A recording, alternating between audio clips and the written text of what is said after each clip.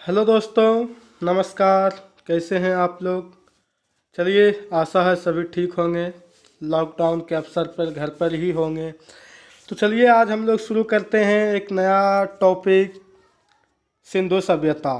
सिंधु सभ्यता जिसे हम लोग संदर्भ सभ्यता भी कहते हैं, जिसमें हम लोग मोहनजोदड़ो के विषय में भी सुनते हैं। तो सभ्यता सिंधु सभ्यता का ये पार्ट 1 वीडियो होगा। इसी तरह और वीडियो आएंगे। तो सिंधु सभ्यता की प्रथम पार्ट में हम लोग सीखेंगे इनका खोज किसने किया और इनकी तिथि क्या है, इनके रहने वाले लोग क्या कहलाते हैं। तो सिंधु सभ्यता की खोज जो है ये किए थे राय बहादुर दयाराम शाहनी ने। किसने किए थे? राय बहादुर दयाराम शाहनी ने किए थे। और इनका मान्य तिथि क्या था? तो इनका मान्य तिथि 2400 से 1700 ईसा पूर्व था। 2400 से 1700 ईसा पूर्व था। ये दोनों क्वेश्चंस बहुत बार रिपीट हो चुके हैं तरह तरह के एग्ज़ामों में। फिर है कि इस सभ्यता के लोगों को क्या कहते थे। इस सभ्यता के लोग जो रहने वाले थे, जो निवासी थे, उसे क्या कहते थे? तो उसे वो यहाँ इस सभ्यता के निवासी जो थे पहले, वो निवासी थे द्रविड़ निवासी। ये याद रखने योग्य है, एग्ज़ाम की दृष्टि से बहुत ही इम्पोर्टेंट है।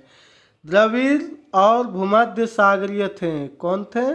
द्रविड़ और भूमध्य सागरीय थे। फिर है 3rd नंबर में कि सिंधु सभ्यता को सिंधव सभ्यता भी कहते हैं। सिंधु सभ्यता को कौन सा सभ्यता कहते हैं? सिंधु सभ्यता को सिंधव सभ्यता भी कहते हैं। हो सकता है एग्जाम में ये दे दिया जाए कि सिंधव सभ्यता की खोज किसने किया था, कृपया उसका नाम बतावें। तो सिंधु सभ्यता हो या सिंधव सभ्यता हो, मारना है राय बहादुर दयाराम शाहनी। दिया रहेगा ऑप्शन में, उसी में। फिर चलिए आगे चलते हैं। मोहनजोदड़ो सिंधु सभ्यता की प्राप्त सबसे बड़ी इमारत है। क्वेश्चंस में पूछता है कि सबसे बड़ी इमारत सिंधु सभ्यता में कौन थी? तो वो थी क्या? मोहनजोदड़ो। ठीक, एक स्नानागार भी है इसमें, वो हम फिर बताएंगे। फिर है सिंधु सभ्यता में फसल कौन से उगाए जाते थे? फसल जो भी उगाए जाते थे, लेकिन उसमें से मुख्य फसल जो थे, वो मुख्य फसल थे आपका क्या? तो गेहूं और जौ। क्या थे? तो गेहूं और जौ थे। फिर है यहाँ के लोग जो लेन देन करते होंगे तो उनका कोई तौल तो होगा।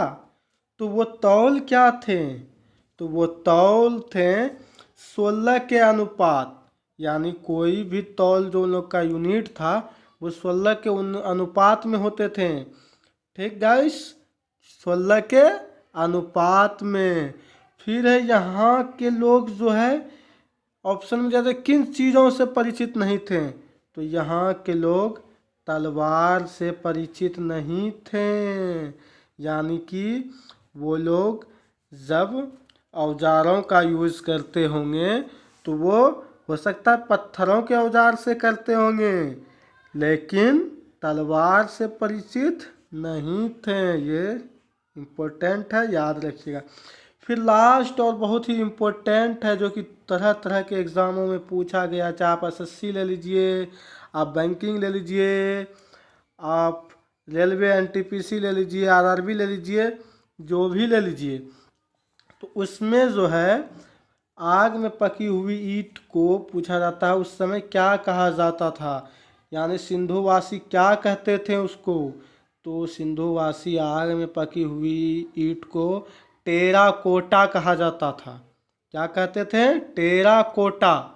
तो ये 8 क्वेश्चंस आपको लिए इम्पोर्टेंट है। इनका पार्ट 2 भी आएगा, पार्ट 3 आएगा, क्योंकि धीरे धीरे ही हम लोग सीखेंगे ना। एक बार 20, 50, 100 क्वेश्चंस कर तो पाएंगे नहीं। इसी तरह धीरे धीरे टास्क हम लोग लेंगे और धीरे धीरे इनको करेंगे। तो कीजिएगा। और आप लोग कमेंट ज़रूर कीजिएगा कि क्या लगा आप लोग को, अच्छा लग रहा है ना।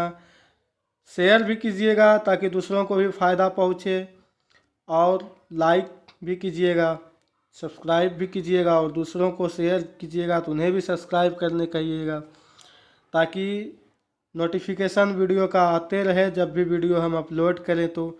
चलिए, धन्यवाद आप लोगों का।